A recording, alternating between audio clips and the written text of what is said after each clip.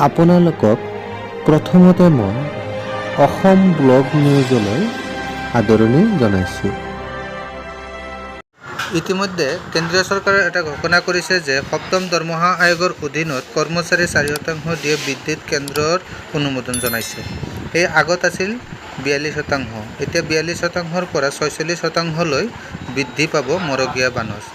এই মৰগীয়া বানচৰ খবৰে অসমৰ কৰ্মচাৰীক উৎফুল্লিত কৰা দেখা গৈছে, কিয়নো কেন্দ্ৰীয় চৰকাৰে মৰগীয়া বানচ বৃদ্ধি কৰাৰ লগে লগে অসম চৰকাৰেও তেওঁলোকে বৃদ্ধি কৰিব মৰগীয়া বানচ। গতিকে যিহেতু আগতে অসম কৰ্মচাৰীয়ে 42% পাই আছিল, এতিয়া তেওঁলোকেও 4% বঢ়াৰ লগে লগে 46% হ'ব। কেন্দ্ৰীয় চৰকাৰে ঘোষণা কৰাৰ লগে লগে অসম চৰকাৰেও অনতিপলমে ঘোষণা কৰিব আৰু এইটো এটা অসম কৰ্মচাৰীসকলৰ বাবে তেওঁলোকৰ এটা ভাল পূজাৰ এটা উপহাৰ হ'ব আৰু এই বৰ্ধিত কাৰ্যসূচীটো 1 জুলাই 2023 পৰা কাৰ্যকাৰী হ'ব বুলি ইতিমধ্যে খবৰ ওলাইছে। ধন্যবাদ জনাইছোঁ আপোনাক। ভিডিঅ'টো চাই যদি ভাল লাগিছে প্লিজ এটা লাইক দি চেনেলটো এতিয়া ছাবস্ক্ৰাইব কৰি নাথাকিলে ছাবস্ক্ৰাইব কৰিব।